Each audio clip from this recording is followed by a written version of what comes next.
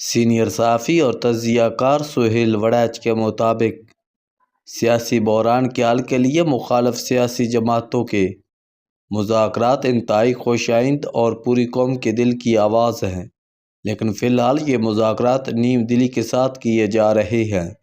کوئی بھی میز پر کچھ ہارنا نہیں چاہتا، دونوں فریق میز سے جیت کر ہی جانا چاہتے ہیں، اس لیے فی الحال کوئی نتیجہ نکلتا نظر نہیں آتا۔ مذاکرات میں سنجیدگی کی پہلی علامت جنگ بندی ہوگی۔ دنیا بھر میں صلح اور امن کے مذاکرات فائر بندی کے بعد شروع ہوتے ہیں۔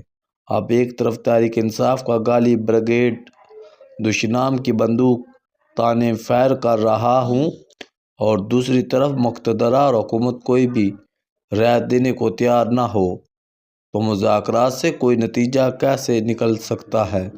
مذاکرات کے لیے ماحول بنانا پڑتا ہے، ایک دوسرے پر الزامات لگانے سے رکنا پڑتا ہے، اپنی ضد اور انا کو ختم کرنا پڑتا ہے۔ مذاکرات تب کامیاب ہوتے ہیں جب دونوں فریق صرف جیتنے پر ہی مصر نہ ہوں، ہارنے کے لیے بھی تیار ہوں۔ لچک مذاکرات کی کامیابی کو یقینی بناتے ہیں۔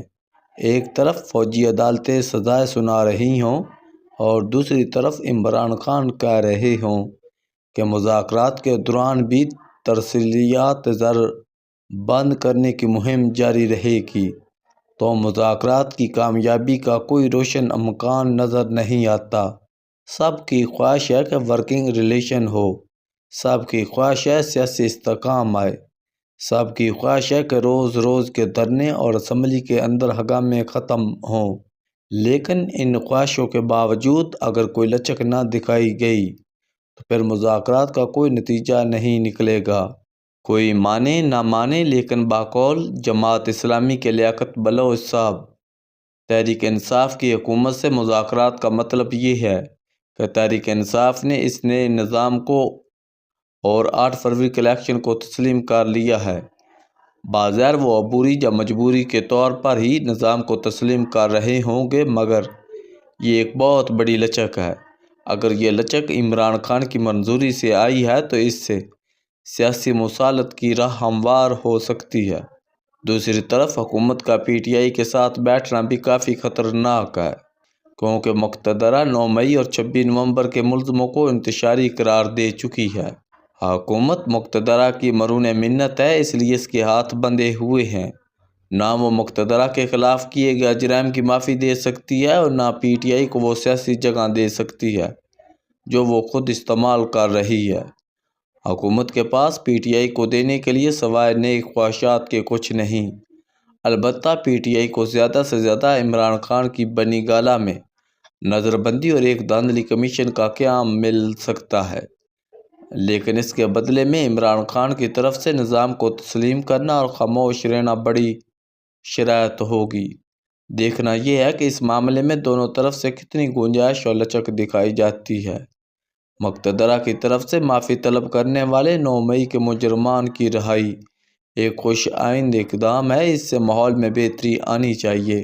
یہ درست ہے کہ عمران خان مسلسل جنگجو رہے ہیں، ماضی میں بھی مزاحمت، جارحیت اور جلوس و دھرنوں کی سیاست کرتے رہے ہیں، لیکن حالیہ 2 برسوں میں وہ اپنا کوئی بھی ہدف حاصل نہیں کر سکے، بلکہ الٹا یہ ہوا ہے کہ ان کی ساری سیاسی چالیں الٹی پڑ گئی۔ 9 مئی ہو، 8 فروری ہو یا پھر 26 نومبر، وہ جو بھی چاہتے ہیں وہ نہ ہو سکا، اور آج کی صورتحال یہ ہے کہ وہ مقبول ہونے کے باوجود پہلے معزول ہوئے، پھر انہیں قبولیت سے محروم ہونا پڑا۔ ایسے میں انہیں معقولیت سے وقت گزارنا چاہیے تھا، مگر وہ اس سے الٹ راستے پر چلے اور مزید مشکلات کا شکار ہوتے چلے گئے۔ انہیں بے نظیر بھٹو اور نواز شریف کی مثال پر عمل کرتے ہوئے اپوزیشن میں بیٹھ کر نظام کا حصہ رہنا چاہیے تھا۔ اگر وہ اس حکمت عملی پر عمل کرتے تو اب ان کے مقتدرہ سے تعلقات بہتر ہو گئے ہوتے اور آج وہ شہباز شریف کے متبادل بن کر عوام اور فوج دونوں کے دلوں کی دھڑکن بن چکے ہوتے، مگر انہوں نے مقابلے کی ٹھانی۔ طاقت سے ٹکرانے کا فیصلہ سراسر غلط تھا۔ ایک تنہا سیاسی لیڈر، ایک غیر مسلح غیر منظم سیاسی جماعت، ایک منظم اور آئینی طور پر مسلح فوج کا مقابلہ کیسے کر سکتی ہے؟ بابا جمہوریت نواب زادہ نصر اللہ خان کہا کرتے تھے، جمہوریت کہیں پھنس جائے تو اس کا علاج امریت یا جنگ نہیں ہوتا، بلکہ اس کا علاج مزید جمہوریت ہے۔ حالیہ مذاکرات میں یہاں تعطل آئے جہاں رکاوٹ آئے۔ اس کا حل مزید مذاکرات ہے۔ بات چیت ہوتی رہی تو کوئی نہ کوئی حل ضرور نکل ہی آئے گا۔ دونوں طرف کی مذاکراتی ٹیموں سے عرض ہے کہ وہ دور ہو گیا جب صرف جنگجو بہادر اور سرمایہ ہیرو اور آئیڈیل ہوا کرتے تھے۔ اب امن کروانے والے، صلح کے لیے سہولت دینے والے اور دنیا کو امن کا گہوارہ بنانے والے بھی ہیرو اور آئیڈیل ہیں۔ مشرقی دنیا قذافی، صدام اور حافظ الاسد کو پوجتی رہی، جبکہ مغربی دنیا انوار السادات کی صلح پسندی کی داد دیتی رہی۔ دنیا 20 صدیاں لڑ کر، جنگیں بھگتا کر اور نفرتیں پال کر 21ویں صدی میں آگاہ ہو چکی ہے کہ مفاہمت، مصالحت، معاہدے ہی بہترین راستہ ہے۔ پاکستان نے بھی اگر جدید دنیا میں قدم رکھنا ہے، ٹیکنالوجی میں آگے جانا ہے یا خوشحالی کی طرف بڑھنا ہے تو اس کی بنیاد اپنے تنازعات کو ختم کر کے ہی پڑ سکتی ہے۔ سیاسی عدم مفاہمت پاکستان کی معاشی اور سماجی ترقی میں سب سے بڑی رکاوٹ ہے۔ مصالحت کو لچک اور ایک دوسرے کو جگہ دینے سے بآسانی حاصل کیا جا سکتا ہے، اگرچہ فی الحال مذاکرات کی کامیابی کا امکان کم ہے۔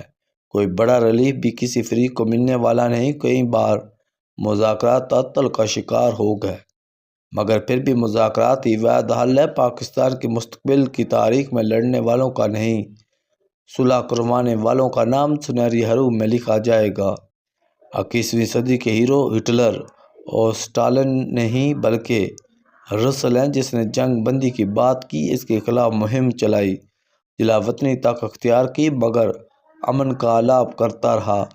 آج کی سیاست میں کوئی نواب زادہ نصر اللہ خان تو نہیں ہے، مگر حکومت اور اپوزیشن میں سے جو بھی مفاہمت کروانے میں کامیاب ہوگا وہ خود بخود آج کے پاکستان کا نواب زادہ نصر اللہ خان بن جائے گا۔ دیکھنا یہ ہے کہ ہم جنگوں کے شوقین کب امن کے متولی اور مفاہمت کے پیروکار بنتے ہیں۔